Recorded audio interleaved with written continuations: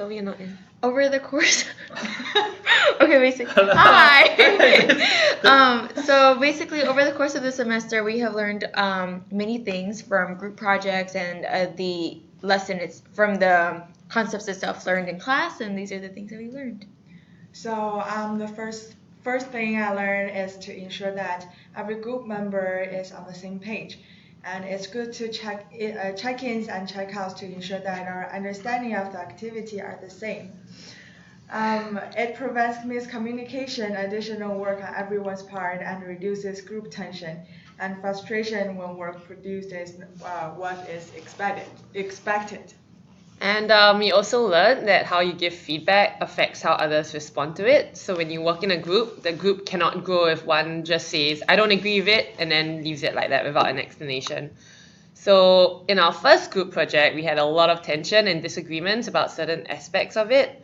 And we didn't fully resolve the tension because of the way we were communicating, and this caused a lot of bitterness and frustrations among the team.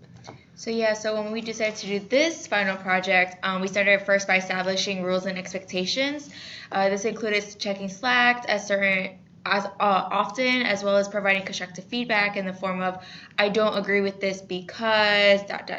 this is my proposed alternative. This helped to establish expectations and group norms, and we feel that for this project worked better as a team.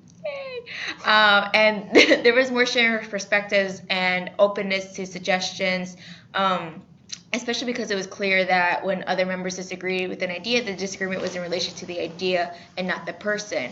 So moreover, when we critique something, we made sure to explain why we did not agree on it and also offer suggestions on how to improve it with alternative solutions.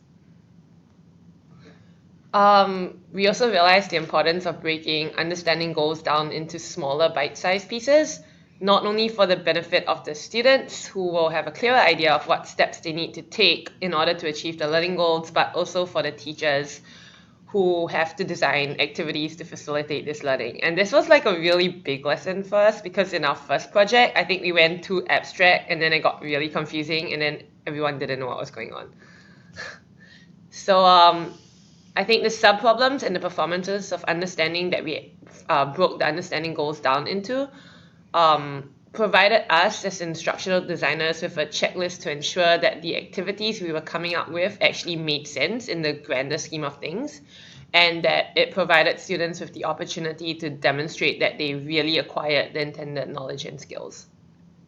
And we also learn not to assume the use of technology such as Facebook or Google Slides will automatically facilitate students' learning.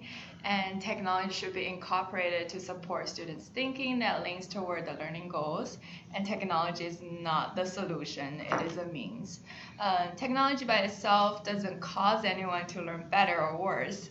It's how technology is used in context and with purpose, with or without particular forms of guidance that may improve or impede learning.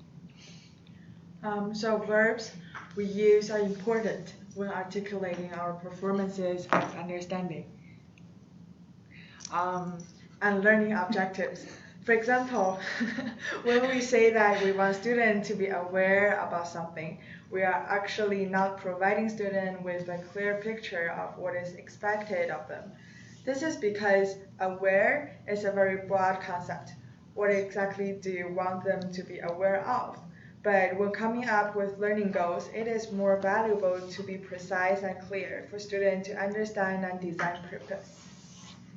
So when planning for the lesson and writing the objective, it's worth having someone play devil's advocate to the design. That's what we think. This will provide an alternative perspective on how learning goals can be interpreted in an unintended manner, and how activities may result in unexpected learning or disengagement. So, for example, when we discuss whether the results of the midterm election were significant, many groups ended off, kind of veering off the task because of lack of ability to relate to American politics, as well as, insufficient prior knowledge to address the issue. And also, it's important to allure divergent ideas during our discussion, because not every people can have their own idea and can contribute to the team. And we value that. That's something I learned, that we need to value every single person's perspectives.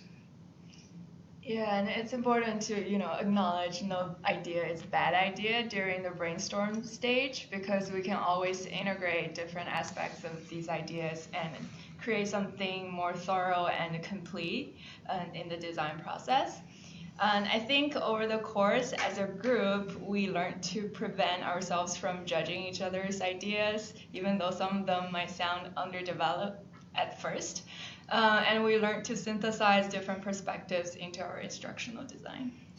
So I guess while we learned a lot of conceptual and like academic knowledge, a lot of the learning that took place for us was also at a group level in terms of like communication and softer skills.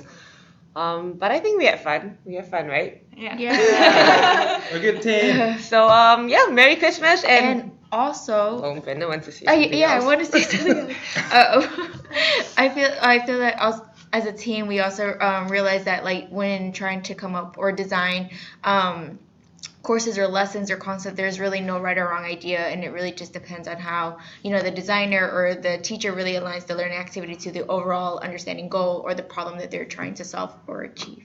And students' needs. Exactly, and students' needs. So yes, Yes. we hope you have a very Merry Christmas, like Melissa said. Okay, bye. Bye. How do we Hit stop it. this? Hit.